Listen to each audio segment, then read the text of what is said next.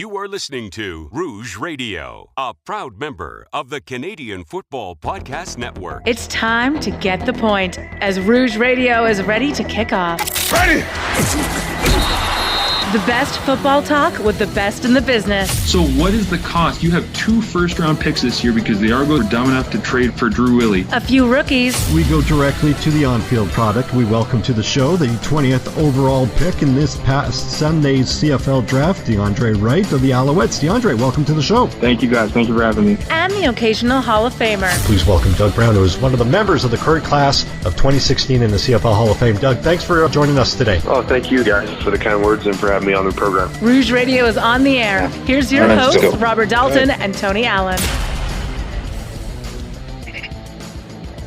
Welcome back to another edition of the Rouge Radio podcast. This is episode 523, powered by the Canadian Football Podcast Network. My name is Robert Dalton, and joining me, as always, Mr. Tony Allen, live from Medicine Hat, who in a bit will talk to us about the Medicine Hat Tigers. We are continuing our 9 teams in 9 weeks, although the math is not mathing because we didn't do last week's show, so we're technically, it's like 5 teams in like 2 weeks or something like that. This week, we are going to be focusing on the Montreal Alouettes and, of course, the Saskatchewan RoughRiders. Let's go to our booth announcer. There we go. Today's podcast is sponsored by the good people at Manscaped. Go to manscaped.com and enter the promo code Rouge. You get 20% off your entire order and free worldwide shipping. Gentlemen? Thank you to the booth announcer. And if you're watching this, I'm not really that crazy. Tony, talk about your Medicine Hat Tigers. Oh boy, Memorial Cup's been so fun. Yeah. Taking out Rimouski in game 1, taking out Moncton Wildcats in game 2, and then yesterday we took out the London Knights. So perfect in the round robin. We go straight to the Memorial Cup final on Sunday. We'll get the winner London and Moncton. So it's been absolutely crazy, and they're having a free watch party at the co-op place where the Tigers play. So my youngest, he is just so jacked to go because it sounds like it's going to be quite the party to watch the final. We'll watch it on the Jumbotron. We'll have our orange and black on, and it's going to be pretty cool. They even said something about being able to make your own Medicine Hat Tigers hockey cards. So, really? And the funny thing is that he is just absolutely jacked to get that card done. And me at 48 years old is also like, will they let me get a card? Although, I don't know if having a great beard really suits junior hockey. I don't think I could meet the 20-year-old maximum age limit. I've already qualified for the WHL twice in my lifetime, so I've maxed out my WHL eligibility twice. So, but it'll be pretty exciting. My gosh, it'll be a first. Last time we won the Memorial Cup was 87. Mm-hmm. Back-to-back Memorial Cups, 85, 86, 86, 87, and although one thing I do want to point out as one last thing is we've been a unit, just a juggernaut all year, and the London Free Press, and of course, if you follow junior hockey, even if you don't, the OHL, everyone, the London Knights are horrible. They're like the early 2000s Montreal Alouettes, right? Always in the final, and so the London Free Press picked the Medicine Hat Tigers as the first team to go home from the tournament. And here we are waiting to see if London will get a chance to play us in the final. So that was when you shoot your mouth off too early, celebrate too early. Exactly. We go to the professional level. We are one game away from, or possibly one game away from the Stanley Cup Finals, and possibly another 2 weeks away from everybody in Canada focusing on the CFL. Speaking of the CFL, hey, why don't we do some previews here? Maybe we do that here, right? Yeah. Not every week, apparently. The Montreal Alouettes, the Eastern Division champions. Well, they won the East by virtue of finishing first, but they did not technically. I don't know how people really decree that. Do you win the East, like in the NHL, where you finish first, regardless if you make it into the finals as far as East? I don't know. It's weird like that. Let's go to the Montreal Alouettes. The key additions: McLeod, Bethel Thompson. We've got Sean Oakman, Joshua Archibald, Anthony Bennett, Trevon Mason. Subtractions: we've got Cody Fajardo, Reggie Stubblefield, Keon Julian Grant, Christian Mate, Reggie White Jr., and Nafis Lyons. Tony, I'll let you to jump on this one. Where do you see the Montreal Alouettes? Because they've been pretty consistent over the last couple of years. Obviously, a Eastern Final home date, Eastern Division champion the year before, and obviously the Grey Cup in 2023. Expect more of the same? I feel like I think it's a push season again for the Montreal Alouettes. I think they are going to be successful. They will have a 500 season, a plus 500 season. Now, I kind of went all in on the Ottawa Red Blacks, so I'm going to live and die by that prediction this year, and I'm sure I will hear about it if Ottawa loses their first 2 games of the season, but I was all in. And Montreal will pace, so that's what Montreal does. The East will be interesting overall. I think that whole division might have a heck of a... It just might be a shootout in the Eastern Division. That one is going to be solid from top to bottom. All 4 competitors. I put Montreal... I would probably put them in the top 2, not the bottom 2, but we'll see what happens. I actually think that McLeod, Bethel Thompson... When the trade went down, I think I made it a lateral movement. Yeah. But it's a lateral movement on an upward, kind of listing upwards. Lateral with a 10 of a list upwards. I think Bethel McLeod Thompson will be better, or McLeod Bethel Thompson. However long he's been around, I'll never get the order of his Bumblebee. name. We'll just call him the Bumblebee. The Bumblebee is easier. So I'll never get I've been pretty good on him since he got in the CFL. I like him. People would probably call me a Bumblebee fan, and they would be. I guess they would be right. I like him. I think he's going to make Montreal better than Fajardo did, which is weird because Fajardo made him a Grey Cup champion. But take out of that what you will. And again, Montreal is still, I think, a fun place to play. I think the culture in Montreal is positive. And overall, I expect good things again from the Montreal Alouettes. So you're talking about a lateral trade and going upward. We're not even talking about the main storyline going into 2025, and that's Davis Alexander giving the free reign as QB1 for the Montreal Alouettes. So, I mean, you're saying that, okay, so it's a little bit of an upgrade from going from possible MVP in 2024 in Cody Fajardo, but winning the Grey Cup the year before. And now you're upgrading to McLeod Bethel Thompson, which is kind of irrelevant unless Davis Alexander kind of drops out, right? I mean, the management and coaches in Montreal have high praises for him. It will be interesting. I don't know if I've seen enough to warrant to say, like in Edmonton, it's a little bit different, right? Trey Ford has been at it for 3 years. I mean, he had the starting reins for about a year and a half, but I think he's ready to take the car in Edmonton in 2025. I don't know if I could say the same thing about Davis Alexander. I hope he could prove me wrong. That I'm literally convinced. I think we're going to be in a 1A, 1B type situation in Montreal. Whether or not they want to admit it or not, they're going to go in there with McLeod Bethel Thompson as a bona fide backup. But I think he might end up playing sooner than they had anticipated.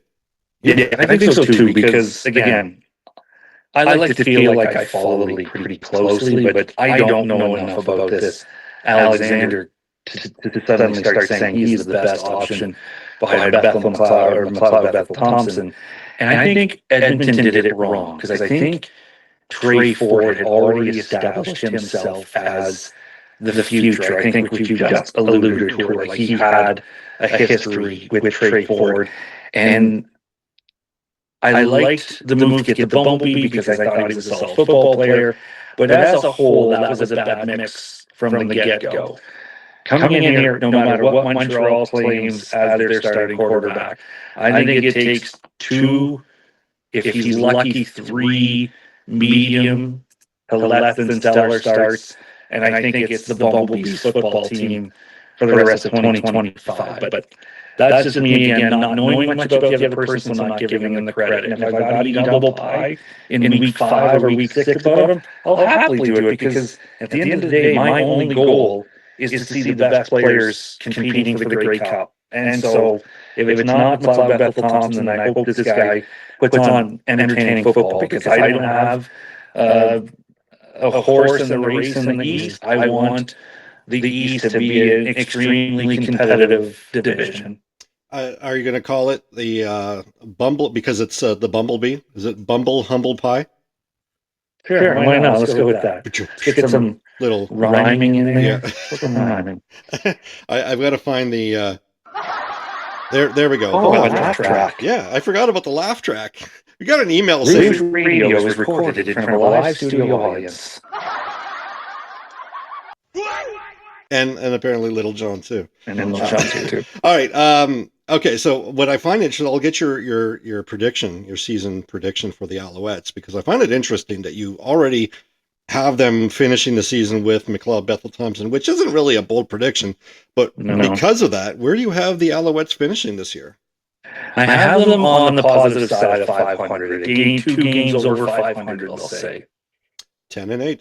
And I'm going to go 1 game more. And it's not because I think that I expect them to take a step back. It is more of a Ottawa taking a step forward. And not to make things a little bit about Ottawa, I expect Ottawa to take that next step, as most teams do when they get their franchise quarterback and build around them.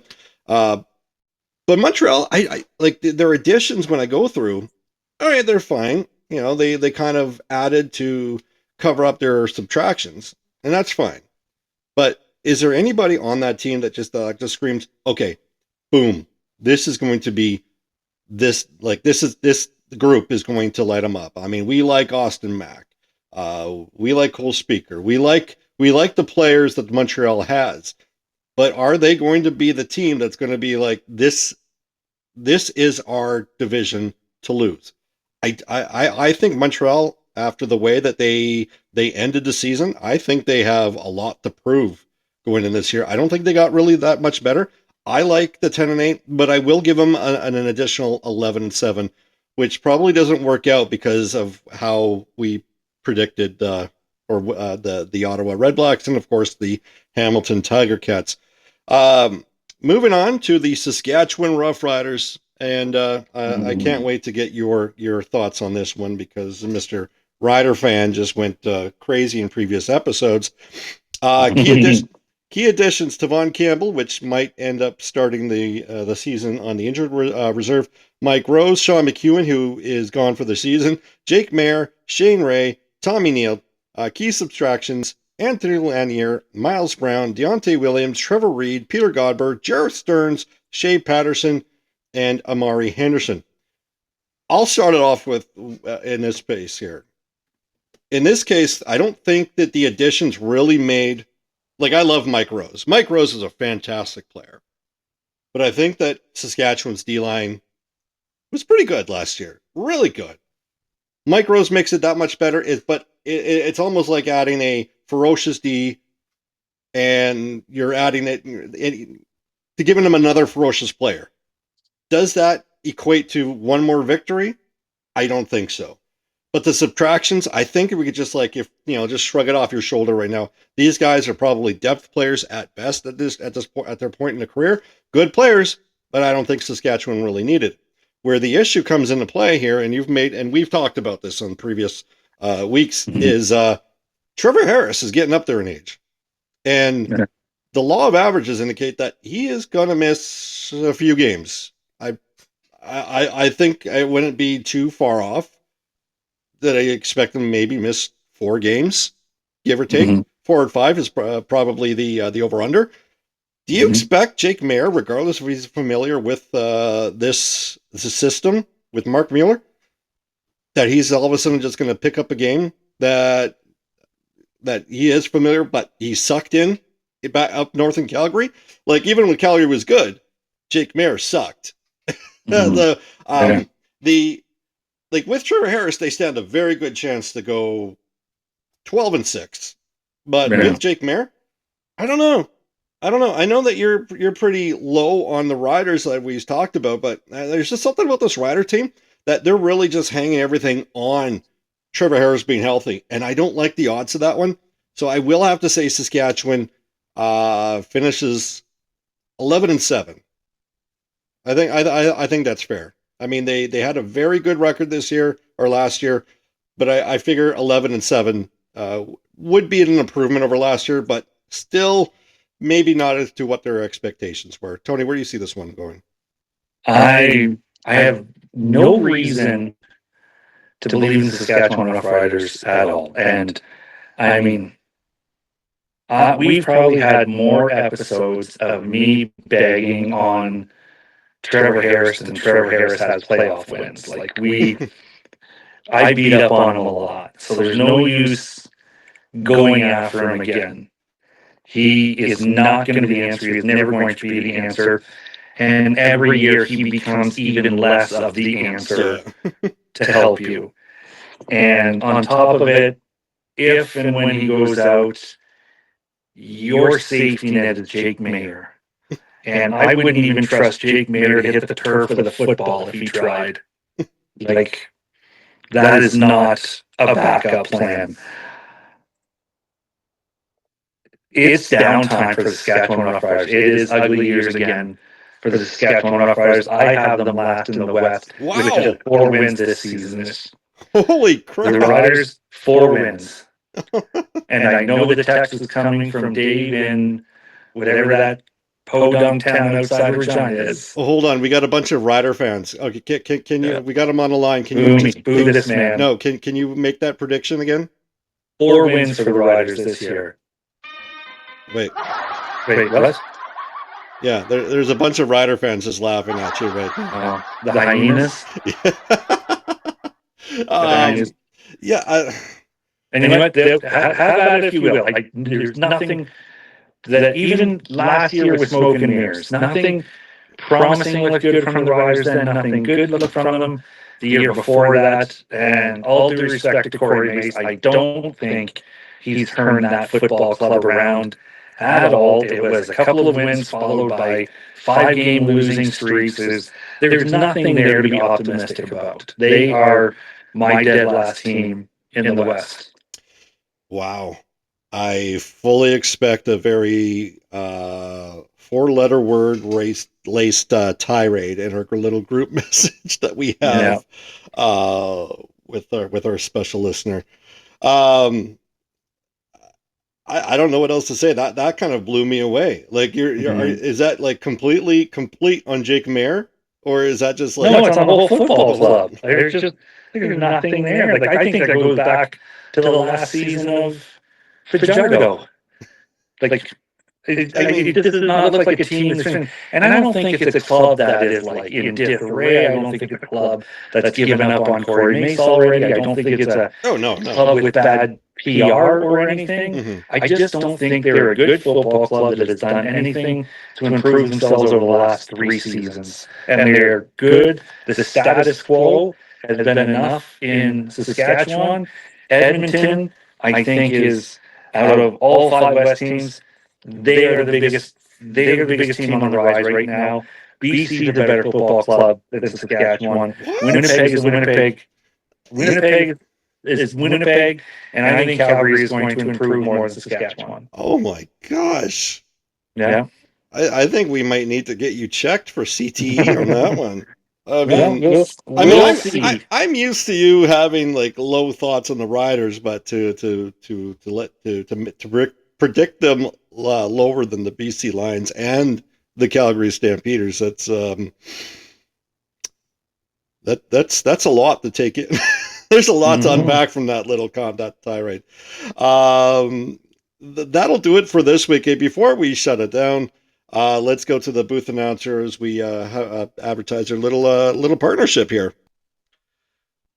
And of course, the Rouge Radio podcast is proudly partnered with the people at sportsinteraction.com. Go to sia.com/rouge. Your first deposit gets matched up to 100%. And again, Tony and Dalts advise you to please play and gamble responsibly. Gentlemen? Thank you. I don't know if we have a name for that booth announcer, but Tony, any final thoughts before we head her out? It seems I feel so bad. I meant to mention this like way before, like right in week one of the preseason, but the Stans have played their games. But back when it would have been relevant, I wanted to, give a big props to Damien Alford. His first catch as a Calgary Stampeder was a beauty, but we've already gone through a couple games now, so it's not super relevant anymore. But I'm going to circle around it to it anyways and just draw attention to that amazing kind of one-handed catch as he's falling down. It was even for preseason, it was a pretty nice way to meet Damien Alford if you're a Calgary Stampeders fan. And the good thing is we actually got to see that catch because there was a lot of buffering over this past weekend. The Bombers Riders game, and of course the Elks and Stampeders game, or what? Yeah, was it or it might have been another game. I can't remember. There was a lot of buffering, and to an extent, there was absolutely it took me a while to get into CFL Plus to watch the Bombers Riders game, so I missed a good chunk of that first period. I credit the CFL. I go out of my way to defend this league, but that Mickey Mouse kind of streaming operations that they've had they need to step it up. And I know it's preseason, right? And I understand that you're not going to put your A game into it, but it's got to be better than what it is. And exactly. I might be nitpicking, but I defend the league as a longtime CFL fan, and I let them get away with it because they're probably rose-colored glasses, but they've got to get better. There's a lot of things that they just have to get out of their own way. You can follow us on Blue Sky. Of course, I think our handles are the same at RougeDalts.bluesky or something like that. Tony can be reached at Tony Rouge, and of course, our podcast is available at Rouge Radio. You can follow us as well on Facebook, or like us on Facebook at facebook.com/Rouge Radio. And of course, we have our YouTube channel up as we're providing lots of content, and on the TikTok at Rouge Radio Pod. I am purposely trying to upload a lot of content to get some traffic over to this podcast. And if you're joining us after listening or watching a couple of our videos already on TikTok, welcome everybody. And I don't know if I can kiss enough ass. There we go. Got a little sound effect. That'll do it for this week. Next week is the Winnipeg Blue Bombers as we go into week 1, which is fitting because the Bombers have a bye going into week 1. So why not? Unbeaten through week 1. Yeah. They could still have a loss in the preseason game this Friday, but whatever. It doesn't matter. For Tony, I'm Dalts. Thanks for listening. Thanks for listening. Find more great shows like this at CF Pod Network on Twitter.